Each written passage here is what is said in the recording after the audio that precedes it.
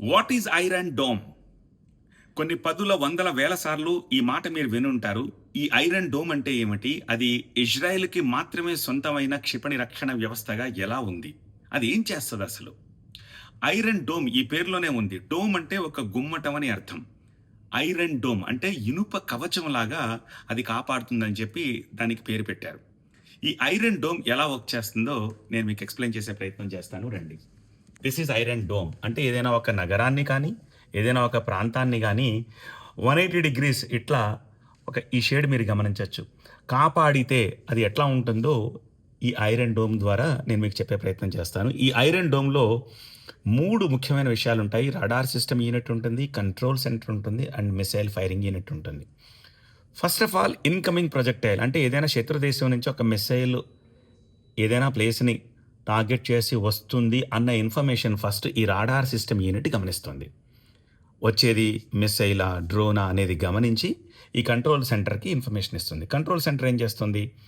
ఆ వచ్చే ఆబ్జెక్ట్ పెద్దదా, చిన్నదా, ఎక్కడ టార్గెట్ చేసింది అనేది గమనించి ఈ మిసైల్ ఫైరింగ్ యూనిట్‌కి ఇన్ఫర్మేషన్ ఇచ్చి మిసైల్‌ని రిలీజ్ చేసేలా చేస్తుంది. ఈ ఇంటర్సెప్టర్ మిసైల్ వచ్చి ఆ బయట నుంచి శత్రు దేశాల నుంచి వస్తూ ఉన్న మిసైల్‌ని గాల్లోనే స్మాష్ చేసేస్తుంది టార్గెట్‌ని చేజ్ చేయకుండా. This is iron dome. ఈ టెక్నాలజీ ఒక్క ఇజ్రాయెల్ దగ్గర మాత్రమే ఉంది. ఆఫ్‌కోర్స్ అమెరికా దగ్గర ఉంది అంటారు. అజర్బైజాన్‌కి కూడా షేర్ చేయబడింది అంటారు. ఎంతవరకు నిజమో తెలియదు కానీ ఎఫెక్టివ్‌గా ఇజ్రాయెల్ మాత్రమే దీన్ని వాడుతుంది. 2011లో ఈ టెక్నాలజీ ఇజ్రాయెల్ తీసుకొచ్చింది.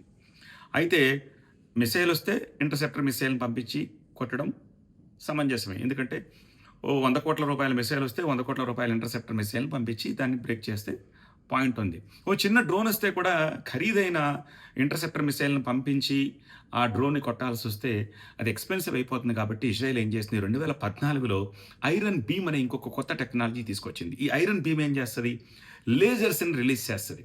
ఆ లేజర్ చిన్న చిన్న డ్రోన్‌లను కొట్టేస్తుంది. సో పెద్దవాటికి ఐరన్ డోము, చిన్నవాటికి ఐరన్ బీమ్‌ని వాడుతుందనమాట. ఈ 2 ఒక్క ఇజ్రాయెల్ దగ్గరే ఉన్నాయి. అందుకే ఇజ్రాయెల్ జోలికి ఎవరు వెళ్ళే సాహసం చేయలేరు. సో ఇప్పుడు ఇండియాకి, ఇజ్రాయెల్‌కి ఉండే మైత్రి బంధం కారణంగా భవిష్యత్తులో ఈ 2 టెక్నాలజీలు ఇండియాకు కూడా షేర్ చేయబడతాయని చెప్పేసి ఎక్స్‌పర్ట్స్ అంటున్నారు. Let's hope for that. Hope you like this.